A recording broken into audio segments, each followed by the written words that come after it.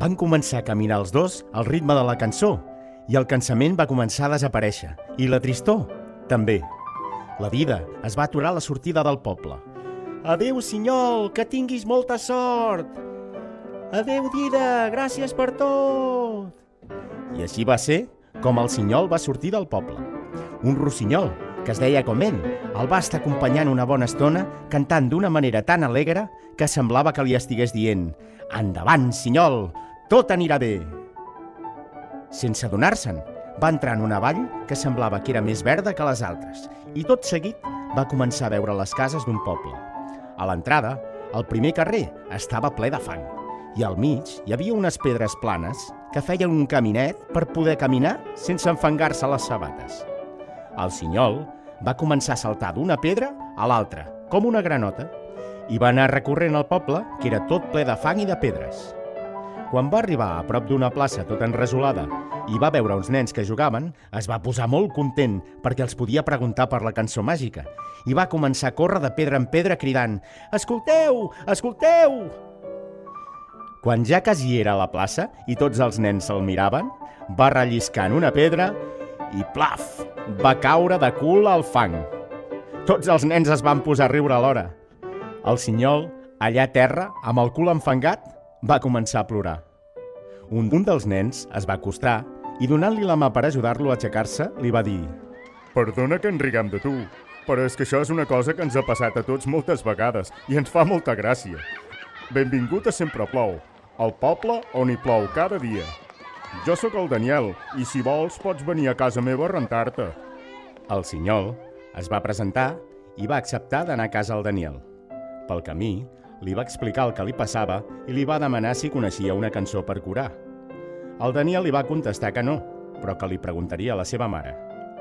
Quan van arribar a casa del Daniel, la seva mare li va preparar una banyera, li va rentar la roba i el va convidar a dinar mentre s'aixugava a prop del foc. Mentre dinaven, la mare del Daniel li va dir que ella tampoc coneixia cap cançó màgica, que en aquell poble les cançons les feien servir per riure. Havent dinat, mentre el Sinyol es posava la roba eixuta, li va demanar al Daniel que li expliqués com era això de les cançons per riure. Resulta que sempre plou.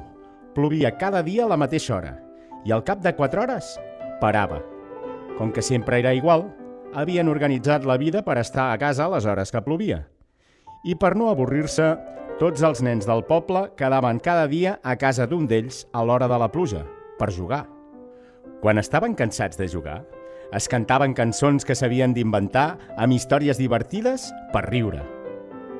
El Sinyol ho va poder comprovar, doncs van començar a arribar els nens i en un moment la casa era plena. De sobte, va sonar una campana que es va sentir per tot el poble. «La campana de la pluja! Falten 5 minuts perquè plogui!» El Daniel tenia raó. En 5 minuts es va cobrir el cel de núvols i va començar a ploure amb força. Després de jugar una bona estona i de berenar, van seure tots i van dir que era l'hora que el Daniel cantés, doncs era el que convidava els altres nens al que havia d'inventar una cançó nova perquè riguessin tots. «Bé», va dir el Sinyol, «aquesta cançó li dedico al Pere». Tots es van girar cap al noi més petit de la colla, que es va posar una mica vermell.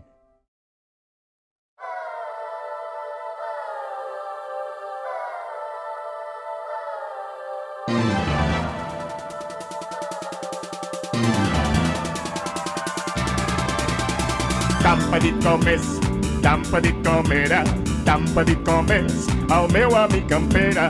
Tan petit com és, tan petit com era, s'ha begut un glop, l'aigua de la banyera i la panxa se li inflava com un globus gegantí. Li va dir el doctor, et punxaré la panxa, i el Pere al doctor, no me la punxis no. Li va dir el doctor, et punxaré la panxa, i el Pere al doctor, ja ho arreglaré jo. I el Pere va passar-se 4 dies fent pipí. Pere, para ja, espera que ara acabo. Pere, para ja, que vull anar al lavabo. Pere, para ja, espera que ara acabo.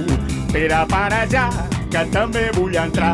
I la mama i el papa van fer pipi al jardí. Ara el Pere ja ha perdut la panxa, ara el Pere ja ha parat de pixar. Ara el Pere ja ha perdut la panxa, ara el Pere ja es pot tornar a banyar. Però quan entra a la banyera du la boca ben tancada, doncs ha vist que no li agrada empassar aigua i sabó.